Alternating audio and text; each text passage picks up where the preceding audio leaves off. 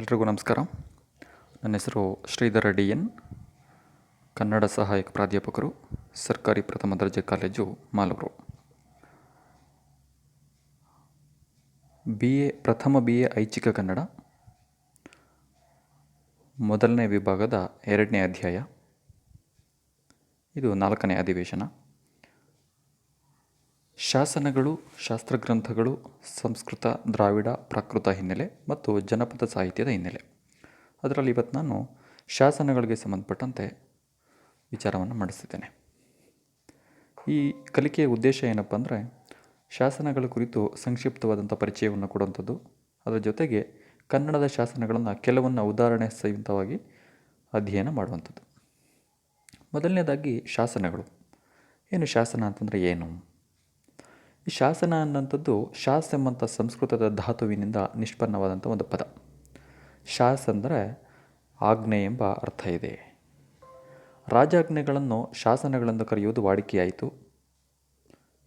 ಗಟ್ಟಿಯಾದ ವಸ್ತುಗಳಾದಂಥ ಕಲ್ಲು, ಮರ, ಇಟ್ಟಿಗೆ, ಲೋಹಗಳ ಮೇಲೆ ಕೆತ್ತಿಸಿದ ಬರಹಗಳೆಲ್ಲ ಶಾಸನಗಳಾಗಿ ಬದಲಾಗ್ತಾ ಬಂದವು. ಭಾರತದಲ್ಲಿ ಮೊಟ್ಟ ಮೊದಲ ಬಾರಿಗೆ ಕಲ್ಲಿನ ಮೇಲೆ ಶಾಸನಗಳನ್ನು ಕೆತ್ತಿಸಿದಂತಹ ಕೀರ್ತಿ ಸಾಮ್ರಾಟ್ ಅಶೋಕನಿಗೆ ಸಲ್ಲುತ್ತದೆ. ಸಾಮ್ರಾಟ್ ಅಶೋಕನ ಕೆಲವು ಶಾಸನಗಳು. ಅಶೋಕನ ಶಾಸನಗಳು ಪ್ರಾಕೃತ ಭಾಷೆ, ಪಾಲಿ ಭಾಷೆ, ಬ್ರಾಹ್ಮಿ, ಖರೋಷ್ಠಿ, ಅರಾಮಿಕ್ ಭಾಷೆ ಮತ್ತು ಲಿಪಿಗಳಲ್ಲಿ ದೊರೆಯುತ್ತವೆ. ಈತ ಬೌದ್ಧ ಧರ್ಮಕ್ಕೆ ಸಂಬಂಧಪಟ್ಟಂತೆ ಆ ಧರ್ಮದ ತತ್ವಗಳನ್ನು ತನ್ನ ಶಾಸನಗಳಲ್ಲಿ ಕೆತ್ತಿಸಿದ್ದಾನೆ. ಪ್ರಾಚೀನ ಭಾರತದ ಶಾಸನಗಳು ನಮಗೆ ತಾಳೆಗರಿ, ಬೂರ್ಜಪತ್ರಗಳಲ್ಲಿ ಹೆಚ್ಚಾಗಿ ದೊರೆಯುತ್ತವೆ. ನಮ್ಮ ಕರ್ನಾಟಕದಲ್ಲಿ ಮೊದಲ ಬಾರಿಗೆ ಅಶೋಕನ ಶಾಸನಗಳು ಸಿಗುವಂಥದ್ದು. ಅದರಲ್ಲೂ ಗುಲ್ಬರ್ಗ, ರಾಯಚೂರು, ಚಿತ್ರದುರ್ಗ, ಕೊಪ್ಪಳ ಮೊದಲಾದ ಕಡೆಗಳಲ್ಲಿ ಅಶೋಕನ ಶಾಸನಗಳು ಸಾಕಷ್ಟು ನಮಗೆ ದೊರೀತಾ ಬರ್ತವೆ. ನಂತರ ನಮ್ಮ ಕರ್ನಾಟಕದಲ್ಲಿ ಸಿಗುವಂತಹ ಮೊಟ್ಟ ಮೊದಲ ಶಾಸನ ಯಾವುದು ಅಂದರೆ ಹಲ್ಮಿಡಿ. ಈ ಹಲ್ಮಿಡಿ ಶಾಸನವನ್ನು ಮೊಟ್ಟ ಮೊದಲ ಬಾರಿಗೆ ಎಚ್ ಕೃಷ್ಣರವರು ಪ್ರಕಟ ಮಾಡ್ತಾರೆ.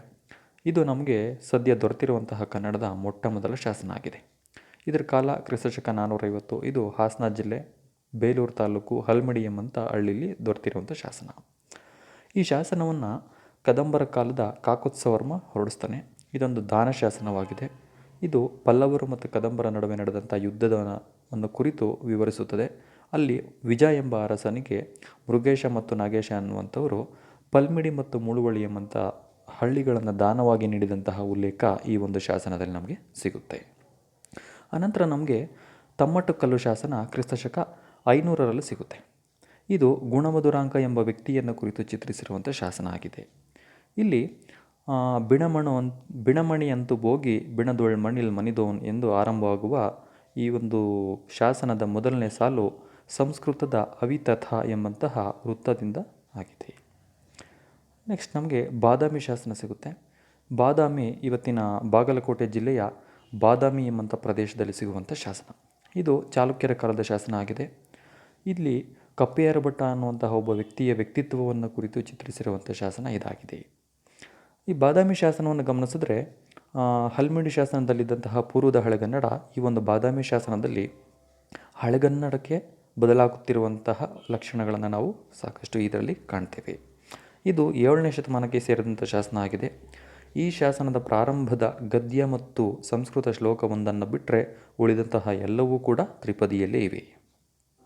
ಅದಾದ ನಂತರ ಬಾದಾಮಿ ಶಾಸನದ ಒಂದು ಪದ್ಯ, ಒಂದು ತ್ರಿಪದಿ, ಅದರ 3 ಸಾಲುಗಳನ್ನು ತಮ್ಮ ಮುಂದೆ ಇಡ್ತಾನೆ.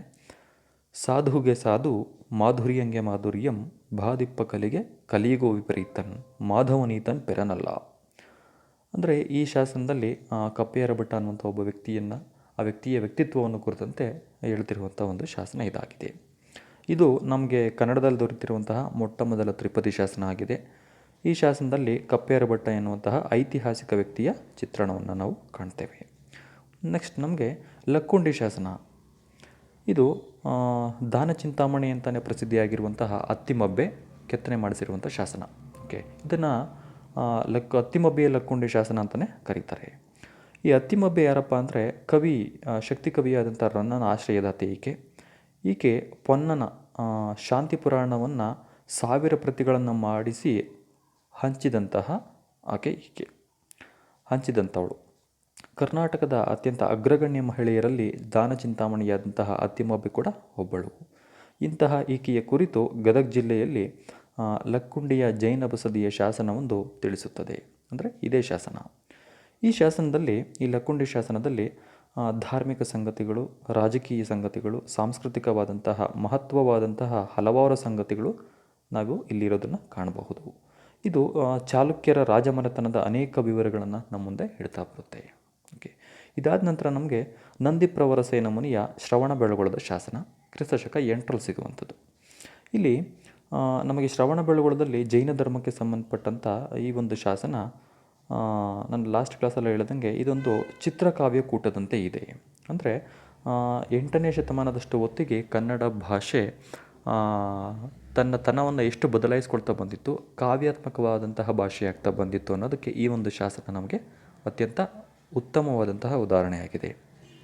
ಆ ಶಾಸನದ 2 ಸಾಲು: ಸುರಚಾಪಂ ಬೋಲೆ ವಿದ್ಯುಲ್ಲತೆಗಳ ತೆರೆವೋಲ್ ಮಂಜುವೋಲ್ ತೋರಿ ಬೇಗುಂ ಪಿರಿಗುಂ ಶ್ರೀರೂಪ ಲೀಲಾಧನ ವಿಭವ ಮಹಾರಾಶಿಗಳ್ ನಿಲ್ಲವಾರ್ಘಂ.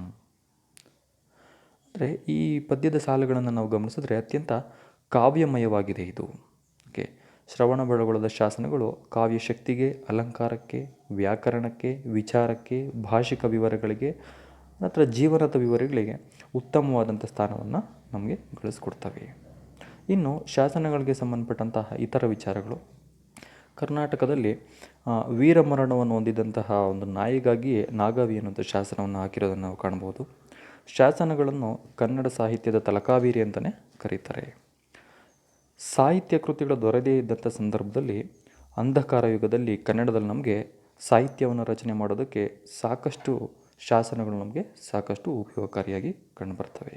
ಓಕೆ, ಅಂದರೆ ಶಾಸನಗಳು ಸಾಹಿತ್ಯ ನಮಗೆ ಸಿಗದೇ ಇರೋಂಥ ಸಂದರ್ಭದಲ್ಲಿ, ಏನು ನಮಗೆ ಕರ್ನಾಟಕದಲ್ಲಿ ಮೊಟ್ಟ ಮೊದಲ ಕನ್ನಡದ ಕೃತಿ ಉಪಲಬ್ಧವಾದಂಥ ಮೊದಲ ಕೃತಿ ಕವಿರಾಜ ಮಾರ್ಗ ಸಿಕ್ತು, ಅದಕ್ಕಿಂತ ಹಿಂದೆ ಸಾಹಿತ್ಯವನ್ನು ನೋಡೋದಕ್ಕೆ ಅಥವಾ ಭಾಷೆಯನ್ನು ಗಮನಿಸೋದಕ್ಕೆ ಶಾಸನಗಳು ನಮಗೆ ಅತ್ಯಂತ ಮೂಲ ಆಧಾರವಾಗಿವೆ. ಅದನ್ನು ಗಮನಿಸೇ ಶಾಸನಗಳನ್ನು ಕನ್ನಡ ಸಾಹಿತ್ಯದ ತಲಕಾವೇರಿ ಅಂತಲೇ ಕೂಡ ಕರೀತಾರೆ. ಓಕೆ, ಇದಿಷ್ಟು ಶಾಸನಗಳಿಗೆ ಸಂಬಂಧಪಟ್ಟಂಥ ಮುಖ್ಯ ವಿಚಾರ ತಮ್ಮೊಂದಿಗೆ ಹಂಚಿಕೊಂಡಿದ್ದೇನೆ. ಧನ್ಯವಾದಗಳು.